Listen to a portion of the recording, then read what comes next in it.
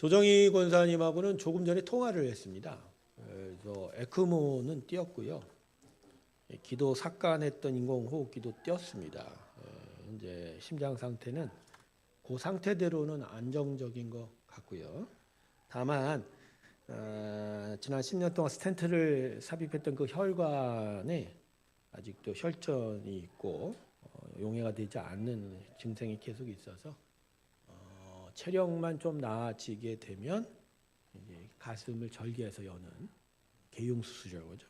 수술을 하게 됩니다. 계속 여러분 기도해 주시기를 바라고요. 중환자실에서도 하나님 함께 하셨던 그 은혜로 말미암아 계속 심장이 준비되어 가는 것 같습니다. 더더욱 하나님의 크신 은혜가 그곳 가운데 함께하길 주님의 이름으로 축원합니다. 자, 오늘 말씀은 로마서 11장 1절부터 12절까지로 하겠습니다. 지난 로마서 10장 5절에서 21절 말씀에 강의하는 그냥 넘어가도록 하고요. 오늘은 이제 로마서 11장 1절부터 12절까지의 말씀 보도록 하겠습니다. 탭으로 넘어갈까요? 탭 받아주시기 바랍니다. 자, 우리 1장 1절에서 12절까지의 말씀 우리 한 목소리로 한번 같이 읽습니다. 시작.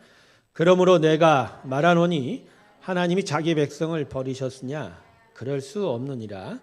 나도 이스라엘인이요 아브라함의 씨에서 난 자요 베냐민 지파라. 하나님이 그 미리 아신 자기 백성을 버리지 아니하셨나니 너희가 성경이 엘리야를 가리켜 말한 것을 알지 못하느냐? 그가 이스라엘을 하나님께 고발하되 주여 그들이 주의 선지자들을 죽였으며 주의 제단들을 헐어버렸고 나만 남았는데 내 목숨도 찾나이다 하니 그에게 하신 대답이 무엇이냐? 내가 나를 위하여 바알에게 무릎을 꿇지 아니한 사람 7,000명을 남겨두었다 하셨느니 그런즉 이와 같이 지금도 은혜로 택하심을 따라 남은 자가 있느니라. 만일 은혜로 된 것이면 행위로 말미암지 않음이니 그렇지 않으면 은혜가 은혜되지 못하느니라. 그런즉 어떠하냐?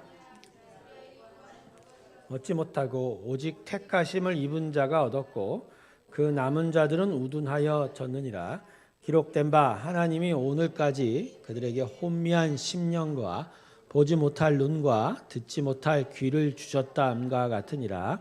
또 다윗이 이르되 그들의 밥상이 올무와 덕과 거치는 것과 보응이 되게 하시고 그들의 눈은 흐려보지 못하고 그들의 등은 항상 굳게 하옵소서 하였느니라. 그러므로 내가 말하노니 그들이 넘어지기까지 실족하였느냐? 그럴 수 없느니라. 그들이 넘어짐으로 구원이 이방인에게 이르러 이스라엘로 시기나게 함이니라. 그들의 넘어짐이 세상의 풍성함이 되고 그들의 실패가 이방인의 풍성함이 되거든 하물며 그들의 충만함이리요. 아멘. 자, 1절부터 한번 살펴볼까요? 네. 그러므로 내가 말하노니. 자, 그러므로라고 접속사가 붙어 있으니까 요 전절의 내용이 중요하죠. 자, 로마서 10장 21절 지난번에 살펴봤던 그 마지막 내용이 뭐죠? 한 구절을 대표적으로 들 수 있는데 내가 종일 내 손을 벌렸노라. 그러니까 이스라엘이 교만하여 하나님의 은혜의 절정인 예수 그리스도 즉 메시아를 계속 거역하고 거부하고 있지만 내가 종일 내 손을 벌리고 있다. 그러니까 그들에 대한 구원이 결코 완전히 취소되지는 않을 거다라는 거죠. 자, 그러므로 거기를 받는 거예요. 내가 말하노니 이제 자기가 강조하는 거죠. 하나님이 자기 백성을 버리셨네요. 여기서 얘기하는 자기 백성은 누구죠? 이스라엘을 얘기합니다. 이스라엘. 여기에 대해서 사도 바울이 뭐라고 단정적으로 말합니까? 그럴 수 없느니라고. 자, 그럴 수 없느니라. 자기 의견이 아니라 하나님 편에서의 뜻을 살펴보면 하나님은 그러실 수 없다라고 얘기해요. 그러니까 지금 계속까지 논증을 하고 있잖아요. 사도 바울이 이스라엘 교만, 이스라엘의 실패, 믿음으로 하지 않고 행위로 했던 그들의 잘못된 열심들. 그렇지만 그럼에도 불구하고 하나님의 긍휼, 그 은혜는 있기에 하나님은 자기 백성을 끝내는 버리지 아니하실 것이다. 이런 거. 그러면서 자신의 마음을 담습니다. 나도 이스라엘이니 아브라함의 씨에서 난 자요 베냐민 지파라. 내가 지금 이방인들에게 복음을 전하고 있지만 나는 원래 하나님의 백성, 즉 먼저 택한 이스라엘 백성 중에 하나이지 않느냐. 그런 자신의 마음을 담아서 결국 하나님은 이스라엘을 버리지 않는다고 얘기합니다. 자, 2절 또 넘어가죠. 자, 2절을 보면 하나님이 그 미리 아신 자기 백성을 버리지 아니하셨나니라고 얘기합니다. 자, 여기서 하나 좀 살펴볼 것은, 자, 자기 백성 이스라엘을 대하여서 뭐라고 수식하고 있죠? 이제 이 이스라엘은 어떤 사람이라는 거죠? 결국은 하나님이 미리 아셨다는 건 택했다는 얘기겠죠. 택했다라는 거죠. 그러니까 지금 창세전부터 택하신 의미가 있거든요. 그러니까 하나님이 자신의 백성을 어떻게 하시죠? 미리 아시고 택했다라는 거죠. 자, 이것이 바로 은혜입니다. 행위가 아니라 뭐죠? 하나님의 은혜, 주권적인 선택인 거죠. 자, 그 다음에 이제 2절 중반절부터 4절까지의 내용이 뭐냐면 이게 엘리야에 관한 이야기를 쓰고 있어요. 자, 보시죠. 엘리야에 관한 이야기를 쓰고 있습니다. 성경이 엘리야에 가리켜 말하는 것을 알지 못하느냐. 자, 이제부터 잘 들으십시오. 자, 뭘 이야기하는지.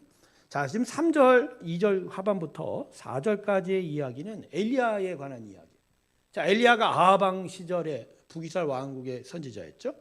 여러분 잘 알다시피 아하방은 이세벨 왕비를 통해서 북이스라엘의 수많은 하나님을 섬기는 모든 일들에 대해서 엄청난 핍박과 박해를 가합니다. 우상들을 사마리아 성전으로 가지고 들어오고 하나님의 말씀을 전하던 선지자들 다 죽이게 되죠. 그런 가운데 엘리야 스스로가 엄청난 아하방의 공격을 받으면서 끝내는 하나님 앞에서 이런 기도를 하게 되는 거예요. 자, 3절 보시죠. 주여, 그들이 주의 선지자들을 다 죽였다. 다 헐어버렸고. 그래서 뭐만 남았다고요? 나만 남았다. 근데 실제로 나만 남았습니까? 아니죠. 하나님께서 그에게 뭐라고 얘기합니까? 내가 나를 위하여 바알에게 무릎 꿇지 아니한 사람 7,000명을 어떻게 했다고요? 자, 여러분 지금 왜 사도 바울이 이 이야기를 가지고 왔을까요? 이 이야기를 자기 백성을 버리지 아니하셨다라고 얘기하면서 이 엘리야 때 이 이야기를 끌고 왔냐라는 거죠. 자, 이게 남은 자라는 남은 자의 사상이라고 하는 겁니다. 신학적으로. 자, 무슨 얘기냐면 하나님이 자기 백성의 교만과 자기 백성의 불순종에 대해서 징계하실 수는 있어도 다 심판하지는 않는다는 거예요. 그 증거로 엘리야 시대의 북이스라엘 왕국의 선지자들의 이야기를 한 거예요. 즉 엘리야는 스스로가 자기만 남았다고 하지만 하나님은 그렇지 않다는, 이 어려운 시간 속에서도 하나님은 7,000명이나 남겨두었다. 즉 이스라엘의 계속적인 하나님의 은혜의 일들을 이루어가기 위해서 7,000명이나 되는 선지자를 남겨놓았다는 거예요. 그러니까 하나님은 택한 백성들에게 언제나 하시는 일이 뭐죠? 남겨놓으신다. 불순종하고 거역하고 거역하고 배반해도 결국은 남겨놓으셔서 하나님의 긍휼의 역사를 끝내는 이루어 가신다. 자, 광야 시대를 생각해 보세요. 출애굽한 이스라엘 백성이 가데스 바네아에서 거역했습니다. 그래서 애굽 땅에 나온 그들의 발걸음이 다시 가나안 땅을 가지 못하고 꺾여져 버렸죠. 자, 그때 하나님이 결국 그들에게 징계하셨어요. 1세대 출애굽 백성들이 다 광야에서 가나안 땅에 들어가지 못했어요. 버려지고 멸망당했다고. 그런데 그들을 통해서 결국 거기서 전체 이스라엘 백성에 대해서 하나님이 징계를 내리셨, 심판 내리셨냐? 그건 아니라는 거예요. 누가 들어갔죠 대신? 2세대가. 그러니까 1세대는 그들의 교만에 대해서 하나님 징계하셨지만 결국 후손들, 자손들을 통해서 결국 하나님의 택한 은혜는 이루어 가신다는 거예요. 그러니까 이스라엘 백성에게 하나님이 계속 하신 일들이 이렇다는 거예요. 그들이 하나님 주신 믿음, 은혜를 의지하지 않고 계속 교만하고 깨닫지 못하고 하나님 오히려 거부하고 거역할 때 하나님 그때마다 징계를 하세요. 징계와 심판과 같은 징계를 하세요. 여러분 남유다 왕국 북이스라엘 왕국이 멸망해서 나라를 뺏겼잖아요. 가장 중요한 건 뭐죠? 약속의 땅을 다 뺏겨서 포로로 끌려갔잖아요. 근데도 불구하고 하나님은 그들 중에 남은 자를 다시 가나안 땅에 돌아오게 하셨죠. 그러니까 이스라엘 전체에 대한 하나님의 어떤 소망, 기대를 다 꺾은 건 아니라는 거예요. 그와 똑같이 지금 이스라엘에 대한 하나님의 역사는 그와 같다라는 거예요. 그와 같다. 그들의 교만에 대해서 하나님은 징계하셨지만 그럼에도 불구하고 하나님은 엘리야 시대에 7,000명을 남겨놓으셨던 것처럼 그들 이 이스라엘 중에도 남겨진 자들이 있게 하셔서 결국 그들을 구원하실 것이다. 그러니까 이렇게 바울이 이야기하는 것 중에 지금 그런 거예요. 그러니까 지금은 막 대대적으로 유대인들이 예수님을 거부하고 예수님을 받아들이고 있지 않은 것 같지만 대부분 그래서 유대인들은 다 예수님을 거부하고 있는 것 같지만 하나님은 그들 중에도 남겨둔 자가 있다. 결국 그들을 하나님이 택하여 주실 것이다. 이렇게 얘기합니다. 자, 그렇게 됐기 때문에 5절에서 이렇게 얘기합니다. 뭐라고 얘기하죠? 그런즉 이와 같이 은혜로 남은 자가 지금도, 자, 이와 같이는 지금 엘리야 얘기를 하는 거고, 그다음에 지금 뭐야? 지금 유대인에 대한 이야기. 그러고 나서 은혜에 택하시면 남은 자가,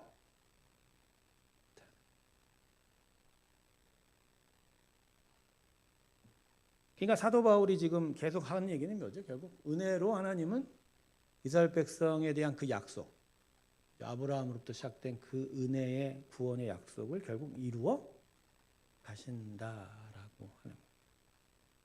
근데 좀 생각해 보면 재밌죠. 이게 이스라엘 전부가 아니죠. 이스라엘의 대부분이 아닙니다. 남은 자라는 건 소수의 의미가 있잖아요. 그죠? 그 소수에 대한 하나님의 온전한 지키심이 있다라는. 자, 그래서 여러분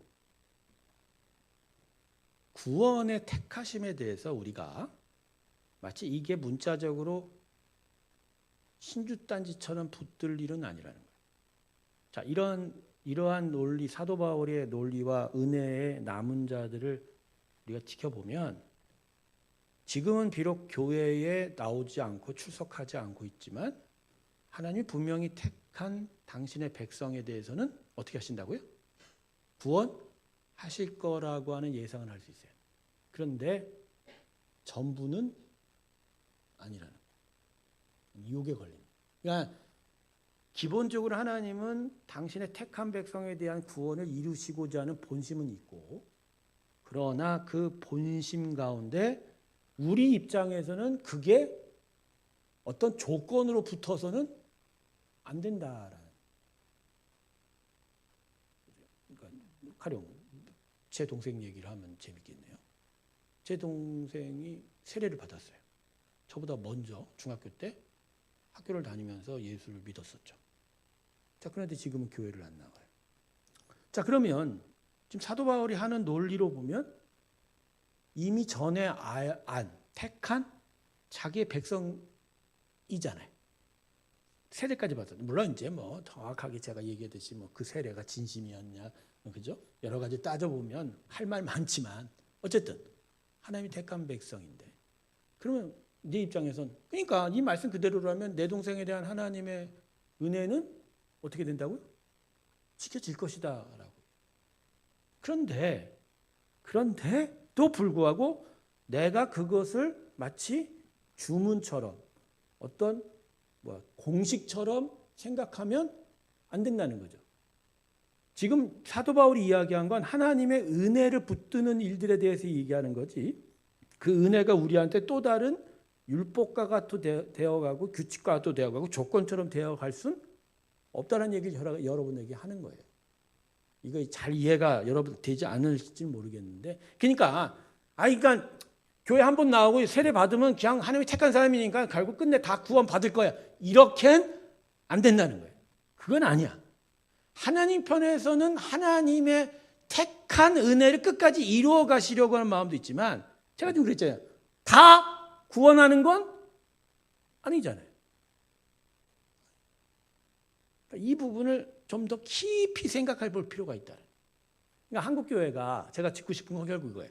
한국교회가 예전부터 계속해서 칼비니즘을 너무 신봉하다 보니까 그냥 조건처럼 아주 그냥 신주단체 하나 던진 게 성도들한테 뭐요? 한번 택하면 하나님은 취소하지 않는다. 그냥 요거 하나로 그죠? 교회 몇 번 나오고 세례 받으면 구원은 받는 거 아닌가? 이게 이제 장례식장 가면 보다 더 도드러져요. 물론 이제 장례 은혜가 살아있는 자들에게 장례식이 필요한 거니까 그러다 보니까 전도의 차원에서 망자가 어디를 가는지에 대해서 우리가 판단하지 말고 하여간 교회하고 연결될 것이 조그만 지푸라기도 있으면 다 하나님이 구원하셨다고 쳐놓고 가갖고 은혜를 전해라. 그게 장례식의 은혜다. 수많은 설교자들이 그렇게 이야기를 하고 장례 설교 뭐 집도 있어요. 그런 거 보면. 물론 그 부분에 대해서 저는 반대하는 건 아닙니다만 그러나 물론 우리가 하나님의 구원을 확실히 판단한다. 누가 구원받았다 안 받았다 할 수 있는 권한도 없지만 그러나 하나님이 전체적으로 어떠한 구원의 일들을 이루어가는지에 대해서 알아갈 때 그런 식의 접근은 상당히 문제가 있다라는 거죠. 중요한 건 하나님이 우리를 향해서 구원을 일으키실 때 어디에 근거해서 구원의 역사를 이루시는지에 대해서 우리가 정확하게 알아야 돼요. 결국 사도 바울이 이야기한 중에 가장 중심은 결국 뭐냐면 은혜예요. 은혜. 하나님이 택한, 하나님이 구원하고자 하는 주권적인 선한 긍휼하심이 구원의 원인이에요. 그거 외에는 구원받을 길이 있습니까? 없습니까? 없어요. 그러니까 그 선한 은혜가 예수 그리스도로 드러난 거죠. 그러니까 요거 외에는 구원받을 길이 없는 거예요. 그러니까 이거 앞에 이 은혜를 계속 붙드느냐, 이 은혜를 계속 견지하느냐, 요 차원이 이제 우리에게 구원의 역사가 어떻게 적용이 되느냐 그렇게 나올 수 있는데 중요한 건 사도 바울이 지금 얘기하는 건 뭐냐면 결국 하나님의 긍휼 택하시고 부르신 그 은혜로 말미암아 모든 자들이 구원받게 된다 이렇게 이야기하는 겁니다. 자, 다시 돌아갈게요. 조금 어렵기도 해서 제가 여기서 좀 마무리를 짓게요. 자, 5절 그런즉 이와 같이 지금도 은혜로 택하심을 따라 남은 자가 있느니라. 이스라엘도 그렇다라는 거예요. 근데 거기에 덧붙여서 이렇게 얘기합니다. 만일 은혜로 된 것이면 행위로 말미암지 않으니 그렇지 않으면 은혜가 은혜되지 못하느니. 그러니까 하나님이 처음부터 은혜를 따라 구원 베푸시기를 원했기에 그죠? 이스라엘이 스스로 율법을 지키냐 안 지키냐 그런 행위로는 구원의 역사는 베풀어지지 않는다라는 거예요. 결국 이스라엘에게도 똑같은 방식으로 적용하실 거다. 뭐죠? 그들에게도 택한 은혜로 은혜의 구원을 이루실 거라. 그렇게 얘기하는 거예요. 그러니까 그런 점에서 지금 이스라엘이 예수를 대대적으로 거부하고는 있지만 그럼에도 하나님은 끝내 이스라엘에 대해서 뭐로 베푸실 거다? 구원을 은혜로 베푸실 거다. 이렇게 얘기하는 거예요. 생각하면 생각할수록 어렵습니다. 말씀이. 자, 7절 볼까요? 7절. 자, 7절 봅시다. 자, 그런즉 어떠하냐. 이제 성경 이제 논조를 좀 바꿉니다. 그런즉 어떠하냐는 어떤 의미죠? 그러면 그 결과가 어떠냐라고. 그 결과가 어떠냐. 그 결과가 어떠냐. 자, 여기서 이제 좀 더 복잡한 설명을 좀 드려야 돼요. 자, 이스라엘이 구하는 그것을 얻지 못하고 오직 택하심을 입은 자가 얻었고 그 남은 자들은 우둔하여 졌느니라. 자, 지금 그런즉 어떠하냐를 통해서 지금 사도 바울이 뭘 이야기하고 싶은 거예요? 원칙 하나를 지금 먼저 얘기했잖아요. 하나님은 행위로 구원을 베풀지 않는다. 처음부터 끝까지 뭐자? 은혜다. 그러니까 그 은혜로 말미암아 보면 이스라엘 백성도 결국 그 은혜로 구원받게 될 것이다. 다만 그들 안에 지금 대대적으로 예수를 거부했기 때문에 그들은 구원을 못 받겠지만 그럼에도 불구하고 하나님은 그 은혜로 말미암아 소수의 이스라엘에게는 구원을 베풀 것이다라고 얘기해요. 자, 그런데 그 하나님의 구원의 원리에 따라서 결과가 어떠하냐는 거죠. 지금 현재. 자, 그게 바로 7절의 내용이에요. 이스라엘이 구하는 그것을 얻지 못하고. 이스라엘은 뭘 구했죠? 그것은 구원이기 이전에 먼저 하나님의 의입니다. 그러니까 그들은 율법을 통해서 하나님의 의롭다라는 것을 구하려고 했잖아요. 결국 하나님의 의가 있어야 이제 구원을 얻게 되는데, 근데 결국 이스라엘은 얻었습니까? 못 얻었습니까? 얻지 못했죠. 그런데 또 하나 있어요, 반전이. 오직 택하심을 입은 자가, 그럼에도 불구하고 이스라엘 중에 율법의 의가 아니라 하나님의 은혜의 의를 붙잡은 사람도 있다는 거예요. 그 중에 하나가 사도 바울이고, 제가 지난주에 설명했죠. 이스라엘 사람들이 율법에 열심이었으나 계속 율법을 지켜가면서도 스스로가 완전한 의에 이르지 못함에 대해서 상한 심령으로 하나님께 은혜를 간구하던 사람들이 소수의 사람들이 있었다는 거죠. 그런 사람들이 남긴 말씀들이 보통 시편에 많은 고백들이 남았는데, 그런 자들은 계속 하나님의 은혜의 의 때문에, 하나님의 은혜의 의를 받았기 때문에 하나님의 구원을 받게 되죠. 그러나 그 남은 자들은 어떻게 됐다고요? 우둔. 자, 이게 설명이 좀 필요한 거예요. 왜 그럼 남은 자들이 우둔해졌냐? 이 부분 때문에 8절과 9절의 말씀이 덧붙여진 거예요. 자, 그러면 이 마지막, 이 남은 자들은 뭐냐 이거예요. 이건 이제 5절의 남은 자가 아니라 그 정반대의 의미인데, 소수의 사람들이 하나님의 은혜를 추구하였고 결국 구원을 받았는데, 그렇지 못한 사람들은 어떤 상태에 남겨졌다고요? 우둔해졌다. 그럼 이 우둔해진 일이 도대체 뭐냐라는 거죠. 결과가 그거니까.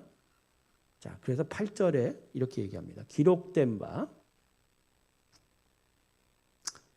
하나님이 오늘까지 그들에게 혼미한 심령과 보지 못할 눈과 듣지 못할 귀를 주셨다는가. 이 기록이 뭐냐면 신명기 말씀이거든요.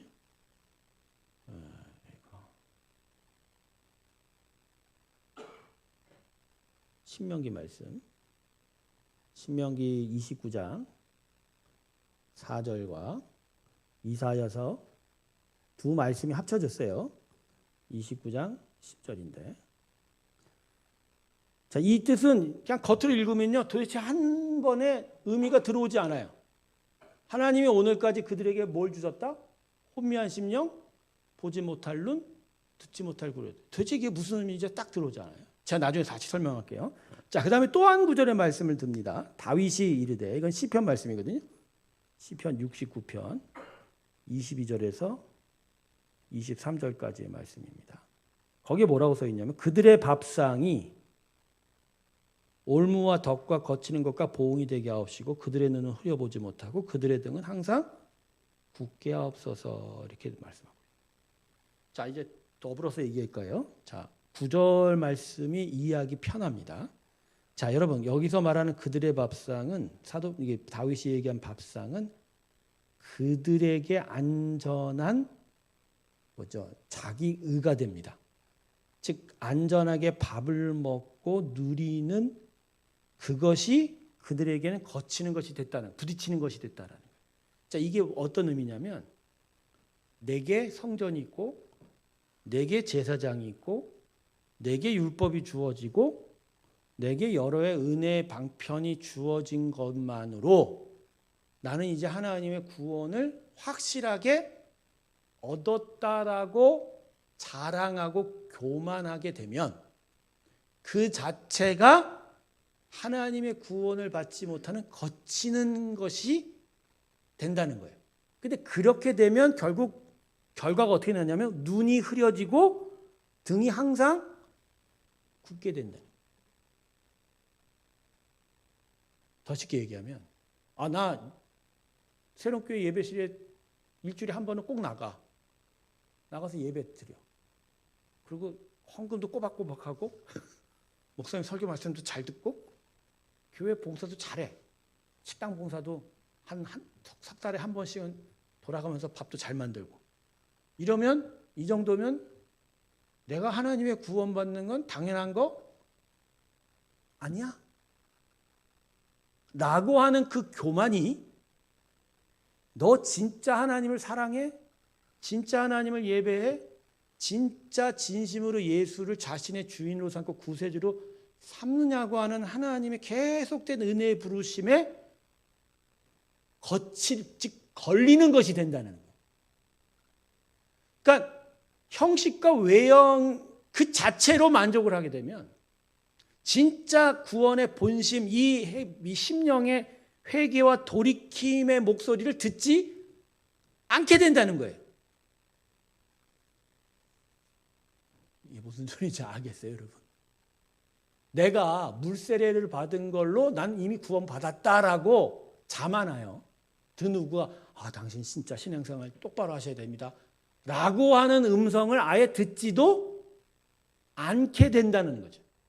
그렇게 된다는 건 그들 안에 심령이 진리를 보지 못하는 혼미한 심령이고 영적 소경과 영적 기머거리가 된다는 거예요. 이해돼요? 아니 내가 목사가 돼서 이렇게 사역을 하고 여러분에게 말씀을 가르치고 이런 섬기는 것 자체로 내가 목사 정도 됐으면 하나님의 구원은 따놓은 당상 아닌가? 이렇게 되는 순간 하나님이 내 안에 계속 회개하게 하고 돌이키게 만드는 음성을 듣지 못하게 되는 거예요. 그러니까 바리새인들이 지금 예수님 당시의 바리새인들이 그랬다는 거예요. 나는 율법을 지키고 말씀을 주관하고 있고 우리에겐 성전이 있어. 그러니까 이 정도면 하나님이 택한 의의 백성 아니야? 그런데 예수님이 와서 너희 회칠한 무덤 같고 독사의 자식들아, 네 진짜 하나님을 섬기느냐?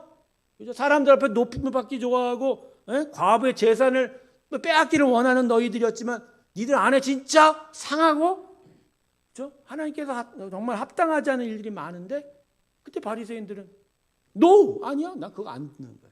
왜 안 들어요? 교만하니까.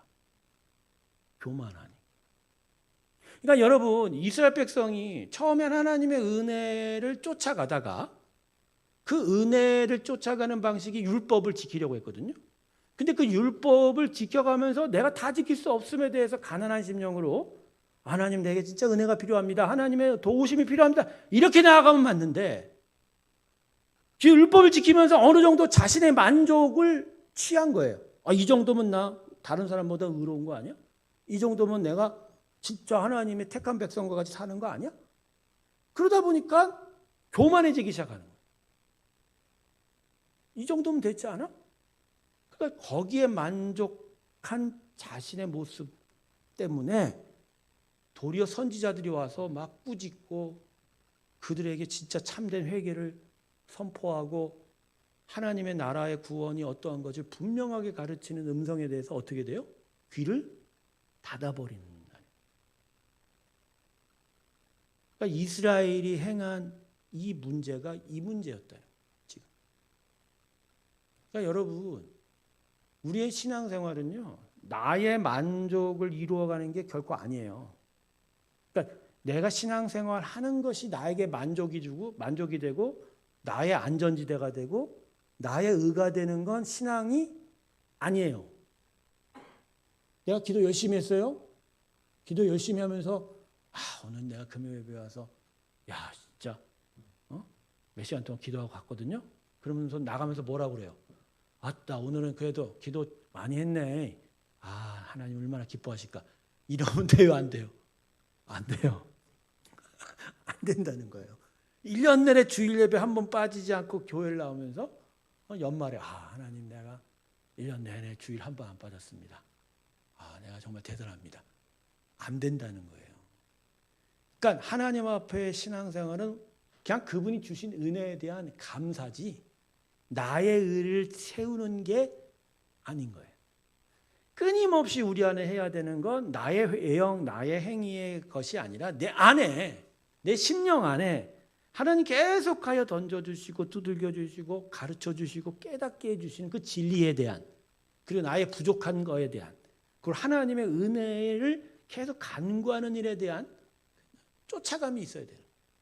그게 팔복에 심령이 가난한 자는 복이 인난이가 바로 그것이 바로 은혜를 통한 하나님의 의라는 거예요.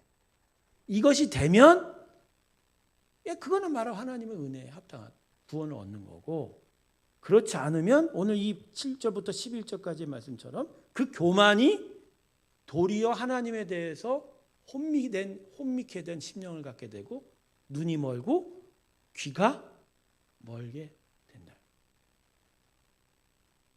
그래서 여러분, 주일 설교는요 진짜 찔리는 창가같이 들려야 됩니다. 할렐루야.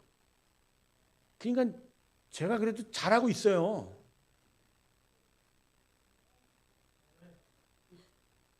이거 아멘하면 안 돼. 나는 그냥 내 얘기한 거예요. 무슨 아멘이야 이게. 그게 아니라 아니 계속 찔러줘야 되잖아요. 계속 그 최 목사가 계속 얘기하는 건 결국 내가 얘기하는 게 아니라 저를 통해서 하시는 건 외양과 형식에 빠지지 마라. 너희들의 지금 그 외양, 니들이 지키는 율법이 너희의 만족이 되지 않는다. 그죠? 그 얘기잖아요. 우리 심령이 계속 가요 하나님 앞에 바로 설 수 있는 길에 대해서 계속 또 가르치고 또 던져주고 거기에 긴장하고 경고를 얻고 교훈을 받아서 계속 새롭게 되는 일들에 대해서, 그죠? 그게 바로 하나님의 은혜가 말씀을 통해서 우리에게 오는 일인 거죠. 결국은 영적 소경과 영적 귀머거리가 눈이 뜨고 귀가 열리는 일이 중요한 거지. 교회 나와서 교회 생활하는 게 나의 만족이 되자? 그렇지는 않아요. 그건 그냥 자신의 만족이지 그게 구원의 일이 이룰 수 없다라는 거예요. 그러니까 이스라엘 백성은 기본적으로 자신들의 교만 때문에, 자기의 의 때문에 넘어지는 자들이에요. 그게 그들 안에 보지 못할 눈, 듣지 못할 귀, 혼미한 심령을 만들어내서 결국 은혜로 먼저 오신. 사실 예수님이 저 시베리아 오고 한국 땅에 오고 일본 땅에 오고 캐나다 땅에 온 게 아니잖아요. 어디를 먼저 오셨어요? 이스라엘 그 한복판에 오셨잖아요. 한복판에. 그죠? 그걸 받아들이기만 하면 됐는데 그들은 도리어 교만한 마음으로 혼미한 심령, 보지 못할 눈, 듣지 못할 귀를 얻어서 안 받아들이니. 그걸 이렇게 표현한 거예요. 이렇게 표현한. 근데 말씀 그대로 이게 응했다라고 얘기하는 사도 바울. 응했다. 그러니까 하나님은 아브라함을 불러서 가나안 땅에 보내고 그를 통해서 계속 이스라엘 백성을 후손들을 나아가는 과정 속에서 계속 이스라엘에게 은혜 베풀었다는 거예요. 은혜를 베풀었다. 그런데 이스라엘은 오히려 그 은혜 주심 안에 교만하여 하나님을 나중에 결국 거부하게 되었다는 거예요. 그게 오늘 본문의 얘기예요. 그러니까 요 7절 이전에 지금 8절 9절 보십니까? 하나님은 은혜로 말미암아 비록 교만한 자들에게 징계 주셔서 그들이 쫓겨나가고 멸망당하긴 했어도 결국 은혜 베풀기를 원하는데, 근데 막상 결과를 놓고 보면 이스라엘은 여전히 지금도 저 상태다 이렇게 얘기하는 거예요. 여러분, 결국 이 말씀이 우리에게 오늘 주는 교훈은 절대 자만하지 않으시기를 주님의 축원합니다. 내가 누구이고 내가 무엇을 했고가 절대 중요치 않아요. 그게 아니에요. 그건 구원의 길에 합당한 게 아닙니다. 하나님의 은혜만이 우리를 구원에 이르게 합니다. 할렐루야. 그러니까 그 은혜가 없으면 나는 죽는다라는 거예요. 나는 죽는다. 이게요, 몸이 아파본 사람은 좀 알아요. 어느 순간까지는 자기 힘, 내가 애쓰고 내가 이겨내면 병을 이길 수 있다, 이렇게 나오는 경우가 좀 보통 감기를 들거나 어느 부분에 부러지거나 뜨면 그래도 병원 가서 잘 치료받으면 나중에 금방 낫게 돼요. 근데 진짜 낫지 못할 병을 겪고 쉽게 고쳐지지 않는 병을 겪게 되면 은혜가 뭔지를 깨닫게 돼요. 왜요? 쉽게 못 나니까. 쉽게 제자리로 못 돌아오니까. 내 힘, 내 능력으로는 도무지 안 될 것 같거든. 그때 하나님을 만나는 거예요. 그러니까 자기 의가 무너질 때 하나님의 의가 들어오는 거예요. 그러면서 이 은혜가 이런 거구나. 내가 할 수 없는 걸 하나님은 하시는구나. 그러니까 이스라엘 백성이 이걸 깨달았어야 되는데, 누가 그러더라고요. 이스라엘에 하나님이 율법을 주고 제사장을 주고 성전을 준 것 그 자체가 그들이 오히려 더 교만해질 수 있는 여건이 되었다. 이런 얘기도 하시는 사람들도 있어요. 그렇지만 그건 변명이죠. 그 은혜를 그걸 통해서 더더욱 이스라엘 백성은 뭘 깨닫게 되는 거죠? 하나님의 은혜가 아니고서는 용서함 받을 수도 없고 구원받을 수 없다는. 그게 레위기 말씀에도 제가 저번에 얘기했지 않습니까? 제사법 하나만 보더라도 율법을 지켜서 자기 의를 이루는 것이 하나님의 초점이 아니라 그 제사와 그 성전과 성막을 보더라도 결국 하나님의 은혜를 간구하고 그 은혜 안에서 자신의 죄의 허물의 사함을 받는 그 은혜가 가장 소중하다는 것을 이스라엘 백성이 배웠어야 되는데, 네. 결국 바리새인들이 문제였죠. 바리새인들. 결국 자기의 의를 세우는 것에 집중하다 보니까 끝내 예수를 거부하게 되는 거예요. 저는 그런 점에서요, 예수 믿는 사람들이요, 이 겸손이 좀 중요한 덕목이라고 생각합니다. 모르겠습니다만, 여전히 교회 다니는 사람들이 세상에 대해서 취하는 태도는 대단히 고압적이고 대단히 가소롭게 여긴다? 어떤 영적 우월을 느끼는 것 같아요. 저 사람들 술도 먹고, 저 사람들 추하게 살고, 죄 가운데 살고, 이런 자세가 아닌가라는 생각을 합니다. 그렇지 않나요? 교회를 다니는 사람들이 세상에 대한 태도가 대단히 낮게 낮추어 보고 있다는. 근데 실상 그래요? 그럴까요? 그게 왜 내 안에 있는 자기 의예요. 하나님의 말씀 안에서 저들이 하나님 말씀대로 살지 않음에 대해서 안타까워하고, 때로는 분노하기도 하지만 안타까워하고, 그러니까 그들에게도 구원의 은혜가 베풀어져야 한다라고 여기는 게 그게 바람직한 자세인데, 그것이 아닌 우리는 이렇게 선하고 거룩한데 저 사람들은 대단히 거룩하지 못하고 음란하고 죄 가운데 있어서 막 비하하고 싶고 막 낮춰보고 싶고 조롱하고 있는 자세가 있지 않냐. 그건 하나님이 원하는 자세가 아닙니다. 그건 내가 하나님 말씀 안에 하나님 은혜에 감사함으로 그 은혜를 쫓아간 일이 도리어 나에게는 뭐가 되는 거예요? 자기 의가 되는 거예요. 자기 의가 되는 거예요. 그렇잖아요, 지금. 하나님이 세상에 대하여 자기 의를 세우려고 은혜 준 건 결코 아니에요. 아니라니까요. 저도 그래요. 몇 번 작년, 재작년, 올해는 안 만났는데 대학 동기들을 만날 때 처음에 그랬어요. 나가면 저놈들은 여전히 술독에 빠져 있고 출세만 급하고 돈만 안다. 그런 선입관이 나한테 잡혀 있는 거예요. 어느새. 처음에 안 그랬었는데. 근데 나가서 얘들을 만나보니까 무슨 마음이 드냐면 나도 쟤하고 별반 다를 게 없는 존재인 걸 깨달으면서도 그러니까 내가 하나님의 은혜로 내가 여기 서 있는 게 그렇게 감사한 거예요.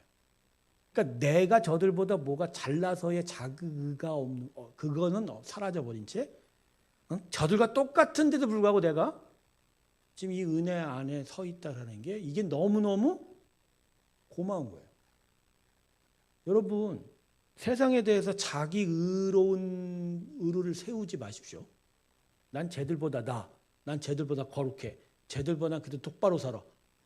안 그래요. 안 그래요. 하나님 그렇게 보지 않아요. 더더군다나 한국 사회에서는 이미 그건 깨졌죠.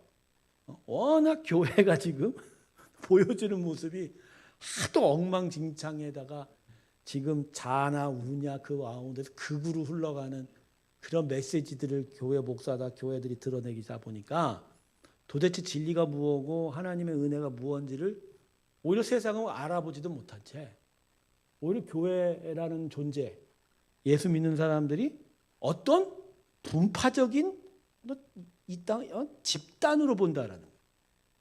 요새 통일교하고 신천지가 드러나다 보니까 세상 사람들은 예수 믿지 않은 사람들은 교회를 어느 수준으로 보고 있어요 지금? 통일하고 신천지를 보고 있는 거예요. 그게 지금 문제인 거예요. 여러분 제가 하고 싶은 얘기는 그렇습니다. 딴 건 뭐 하려고 할 건. 세상에 대해서 자기 의를 세우지 마십시오.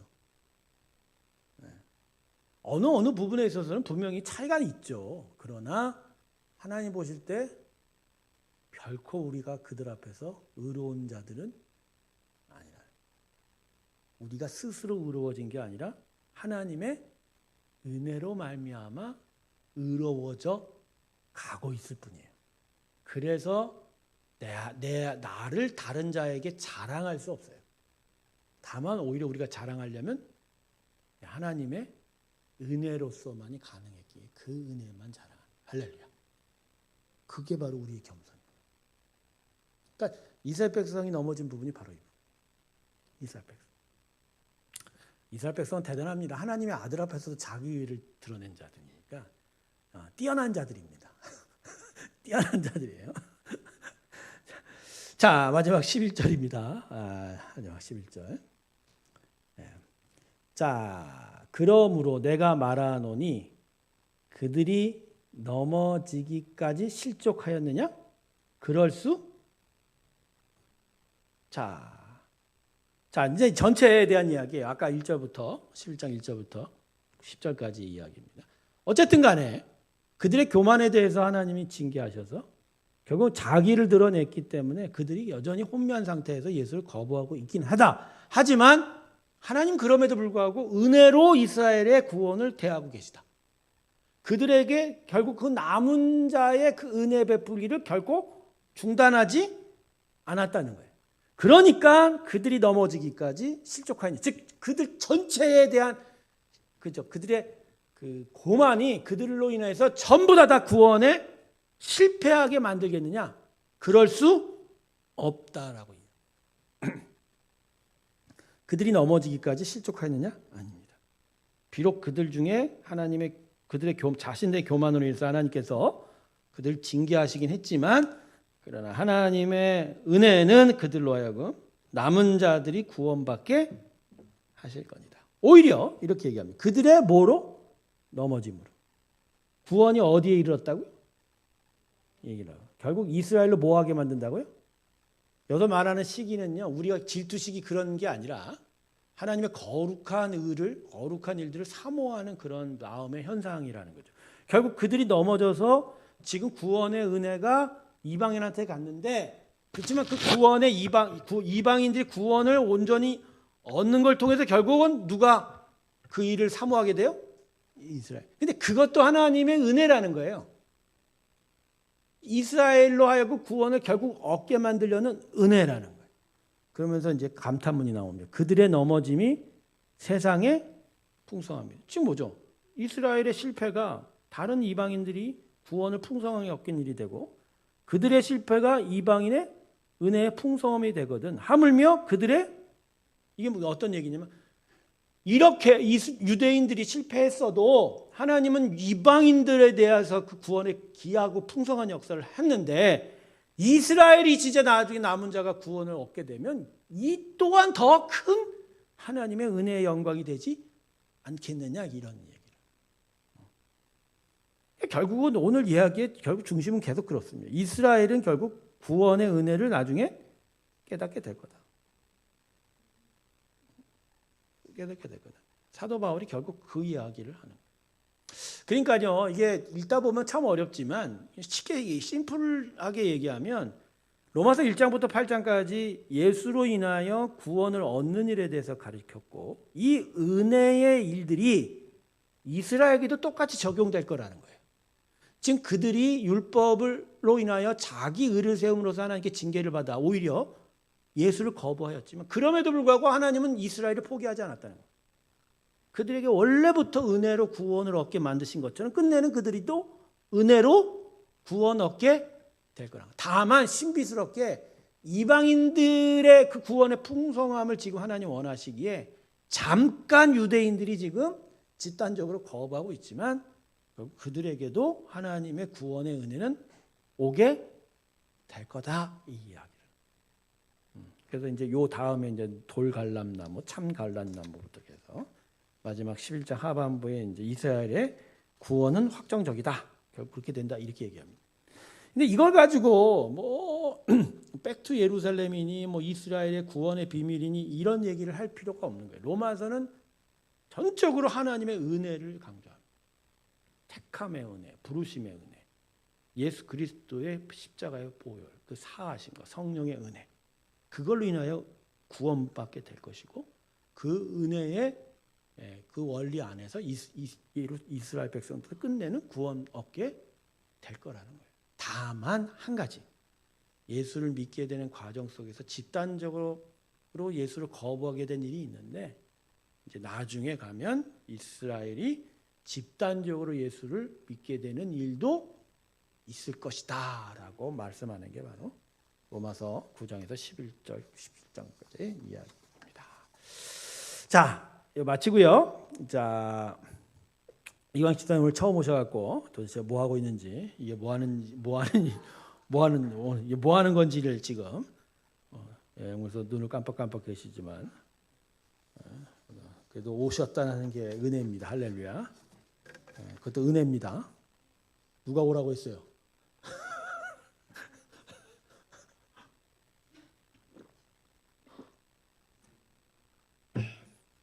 하나님께서 부르셨다고. 그런데 온 분한테 왜 왔어라고 물어보기도 그렇고. 오늘 또 왜 온 사람 또 있었고 뒤에 자기는 왜 왔어? 웃기고 있네. 자, 강의 한 보시고 금방 하겠습니다. 이스라엘의 넘어짐과 남은 자, 나 같은 죄인 살리신 주의 놀라워. 이게 305장이죠. 한때 노회선의 선장이었던 존 뉴턴이라는 분이 작시한 찬송가입니다. 존 뉴턴이 남긴 말 중에 유명한 말이 있습니다. 만일 당신이 하늘에 들어가면 3번 놀랄 것인데, 첫 번째는 하늘에 와 있을 줄 알았던 사람이 안 보여서 놀랄 것이고, 두 번째는 하늘에 절대로 올 수 없을 것을 생각했던 사람이 그 자리에 있는 것을 보고 놀랄 것이고, 세 번째는 악명 높은 노예상이었던 존 뉴턴이 그곳에 있다는 것을 보고 놀랄 것입니다. 구원은 참으로 하나님의 놀라운 비밀인 것 같습니다. 자, 여러분 이 예화가 이야기하는 건 행위로가 아니라는 거죠. 하나님의 은혜라고 하는 거죠. 즉 우리가 그냥 일반적으로 생각하는 도덕, 윤리, 어떤 상식, 어떤 선과 악의 기준으로 볼 때는 이 사람 구원받을 것이고 이런 사람 아닐 것이라고 생각을 하지만 결코 그러지 않을 거라는 거죠. 오히려 우리가 전혀 구원받지 못할 사람도 어떻게 된다고? 구원 받게 될 거라고 하는 거예요. 자, 질문 보시죠. 지금 당신의 주위에서 하나님을 불순종하는 사람들이 과연 하나님의 구원을 못 받으리라고 단정할 수 있겠습니까? 그죠? 단정하면 안 되죠. 첫 번째, 구원의 일의 전적인 주권은 하나님께 있습니다. 그래서 우리가 그것을 각 개개인별로 구원을 받았다 안 받았다 판단할 자격도 없고 그럴 권한도 없습니다. 그 자체가 자기 의입니다.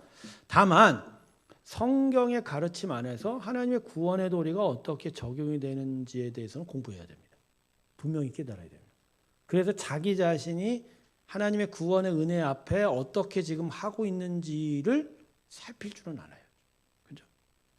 자, 그런 게 이제 중요한 부분이고, 자, 이 질문은 결국 이거예요. 우리의 인간적인 눈으로 볼 때는, 우리 눈으로 볼 때는 하나님의 구원의 역사를 헤아릴 수 없다라는 거죠.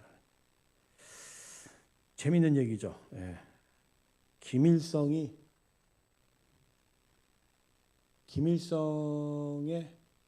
할머니인가요? 강반석이 누구죠? 강반석? 김일성의 엄마가 강씨죠. 그 엄마의 아버지가 강반석 씨 아닌가요? 그러니까 김일성의 외가가 교회 은혜 안에 있어요. 그러니까 김일성이가, 내가 왜 김일성을 얘기하냐면 가장 가장 제3인칭 하면서 온갖 욕은 다 할 수 있다고 생각이 드니까 그러니까 마음이 편해지는데 그 사람이 복음을 생전에 들었을 가능성은 무수히 많습니다. 무수히 많습니다. 네, 강반석이죠. 그런 차원에서 김일성이가 복음을 받아들였다는 증거는 없지만 만일 우리가 모르니까 죽기 전에 예수를 진짜 믿고 죽었다면 어떻게 되죠? 천국에? 있을 수도 있잖아요. 가서 볼 수 있을까요? 가봐야 되네. 볼 수 있을까요? 만약 거기 있다면 볼 수 있을까요? 제 질문의 의도는 김일성이 천국에 가는 건 쉬운데 가서 보고 싶어하는 내가 천국에 가는 건 어려울 거라는 거예요. 네. 아니, 아니까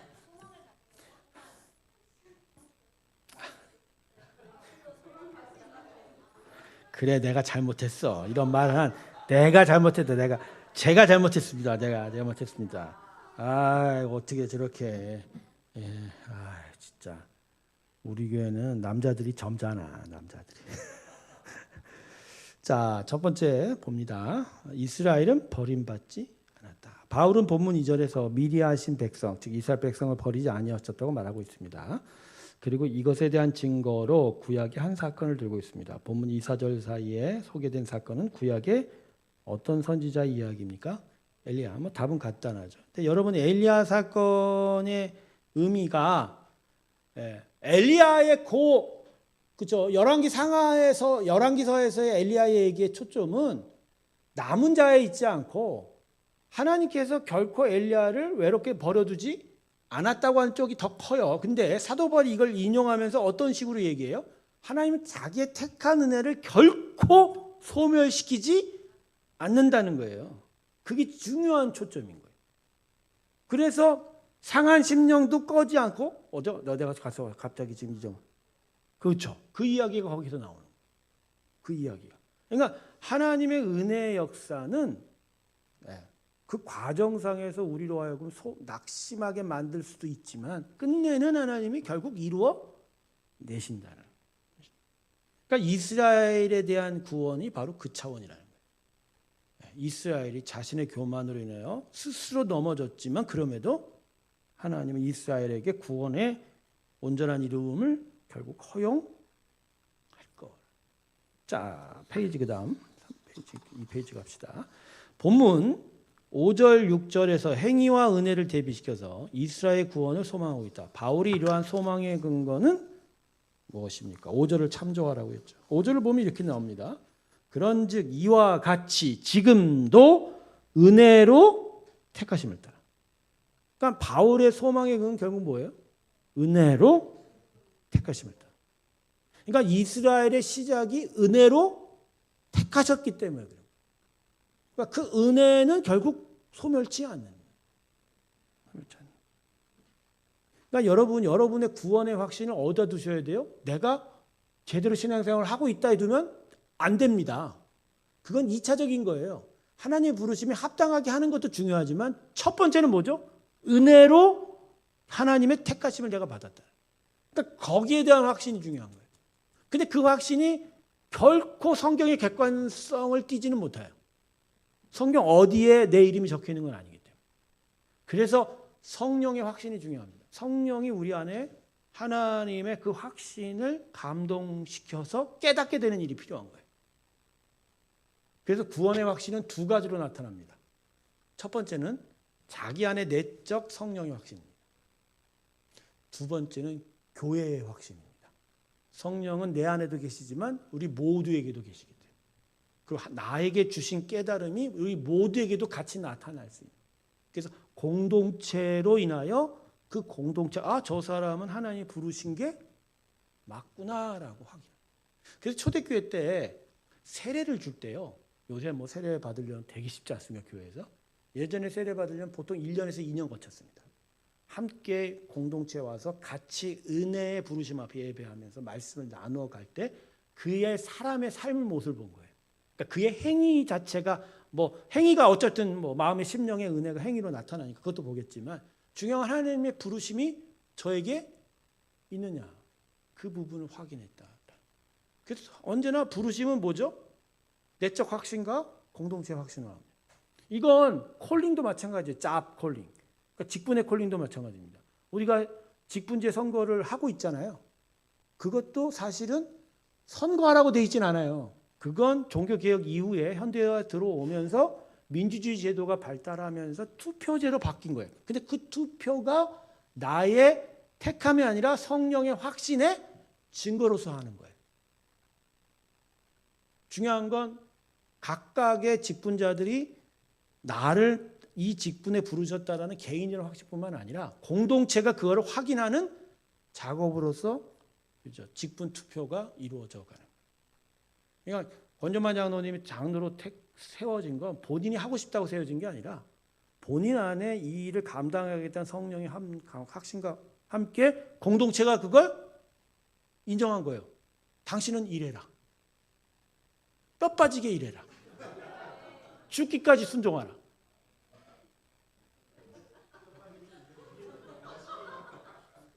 이광 집사님도 마찬가지. 지금 이거 우리 교회 안수 집사님인데 존경만 안수 집사 회장님이에요. 죽을 때까지 일해야 되는 거예요. 순살 치킨이 얼마나 맛있는데.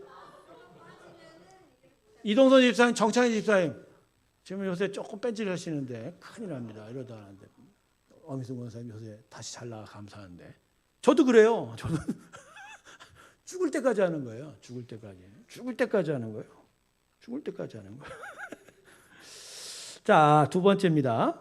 이스라엘 완악함과 성경의 예언. 본문 8절은 아까도 얘기했죠. 신명기 이사야서 말씀을 인용한 것이고 본문 9절 10절은 시편 말씀을 인용한 것입니다. 그러면 사도 바울이 이 말씀을 인용한 이유는 뭔가요? 다음에 빈칸을 채우십시오. 자, 제가 지금 이 이야기를 하는 이유는요. 이게 중요한 글이라서 그래요. 제가 여기에 좀 늘어놓겠습니다. 이제 봅시다. 이스라엘의 실패는 궁극적으로 누가? 하나님께서. 어떻게 하신가? 하신 것입니다. 즉 이스라엘의 교만과 잘못된 열심에 대한 하나님의 징계입니다. 근데요, 고의로 하셨다가 아니고요. 그들이 잘못된 열심과 교만으로 인해서 하나님의 본뜻을 깨달으려고조차 안 하고 그것을 받으려고조차 안 했기 때문에 스스로 거기에 대한 대가를 치른 거예요. 그래서 가끔은요, 영적 혼선이나 우리들의 잘못된 실수들이 어디서 나오냐면 대부분 이 부분에서 나옵니다. 계속하여 하나님 말씀을 듣고 긴장하고 깨닫고 되돌아보면서 살아야 되는데 어느 순간 심령이 완고해집니다. 왜? 교만 때문에, 자기 의 때문에. 그럴 때 하나님은 내버려 두세요. 근데 자고한 마음이 결국 우리 안에 뭘 만들어내죠? 영적 소경과 귀머거리가 되기 위해서 결국 이 안에 심령이 어떻게 되죠? 막지 않고 혼탁하게 돼요. 그러면서 판단을 잘못하고 지혜롭지 못하게 됩니다. 그러니까 하나님의 말씀 앞에 그리고 항상 기도하는 일이 왜 중요한지 여섯 단다. 아까도 얘기했죠. 자기 세우는 게 가장 문제라. 외려요. 예수님 잘 모르고 처음 신앙생활하는 초신자들이 교만하지 못해요. 어리숙하고 몰라서이긴 하지만 교만하진 않아요. 근데 문제는 뭐죠? 직분 좀 달고 대충 평균 짬밥 10년 이상이 되기 시작하면서 스스로가 뭐에 취해요? 자기 의에 취해요. 이 정도면 내 짬밥으로는 교회밥 먹은 지가 벌써 10년인데 교회 돌아가는 건 딱 하면 알아. 이 수준이 되면 그 순간부터 말씀이 안 들려요. 안 들려요. 그리고 안에 뭐가 생겨요? 자기 완고한 고집이 세워지. 여기서 더 얘기하면 욕 나와. 하면 안 돼. 그래서 나이를 들면 들수록 어떻게 돼요? 귀 청소 잘해야 됩니다. 눈에 안약을 바르셔야 됩니다. 안약 발라야 됩니다. 그래야 제대로 하나님 말씀 앞에 섭니다. 자, 본문 질문 4번 보겠습니다. 본문 11절을 보면 이스라엘이 완약해서 이방인들이 얻게 된 이익을 뭐라고 얘기합니까? 한마디로 구원입니다. 이스라엘 완약해서 이방인. 재밌습니다. 근데요, 이게요 시소는 아닙니다. 이스라엘이 완악해져서 이방인이 구원을 얻고 이방인이 완악해지면 이스라엘 구원 얻고 이건 아니에요. 아니에요.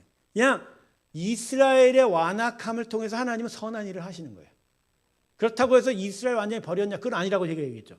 잠시간의 완악함을 내버려 두시지만 결국 여기에 대해서도 시기하게 돼요. 이스라엘 이방인들의 구원의 충만함을 보면서 이스라엘이 구원을 얻게 되는 일이 올 것이다. 올 것이다라는 거죠. 자, 마지막 묵상 적용하고 오늘 마치겠습니다. 좀 길어졌는데요. 본문 1절을 묵상하며 하나님의 택하심의 은혜가 얼마나 놀라운지를 보도록 하겠습니다. 1절 뭐라고 합니까? 그러므로 내가 말하노니 하나님이 자기 백성을 버리셨느니라 그럴 수 없느니라. 여러분, 하나님의 택하심, 부르심은 너무너무 소중합니다. 결국 성경 말씀을 보면 누구는 부르지 않았을 거기 때문에 그건 하나님의 주관적인 은혜라 우리가 그것을 판단할 수는 없어요. 다만 중요한 건 그게 너무너무 소중하고 귀하다. 여러분, 하나님의 부르심, 그 택하심의 은혜가 여러분 안에 있음을 확인하시면서 그 귀하신 은혜를 계속 붙잡고 하나님의 귀한 은혜의 구원의 자리를 향하여 나아가는 우리 모두가 되길 주님의 이름으로 축원합니다. 기도하겠습니다. 하나님 감사합니다. 마가서를 통해서 하나님의 구원이 어떻게 이루어져 가는지를 살펴보고 하나님께서 우리를 향하여 어떤 마음을 품고 계신지를 다시 한번 확인합니다. 우리를 향한 하나님의 그 놀라운 부르심 앞에 언제나 믿음으로 응답하고 그 은혜를 쫓아 나아가는 저희가 되게 하여 주시옵소서. 지금은 우리 주 예수 그리스도의 크신 은혜와 하나님 아버지의 사랑과 성령의 충만케 하심이 하나님의 구원의 은혜 안에 있는 모든 성령들 위에 이제부터 영원토록 함께 할지어다. 아멘.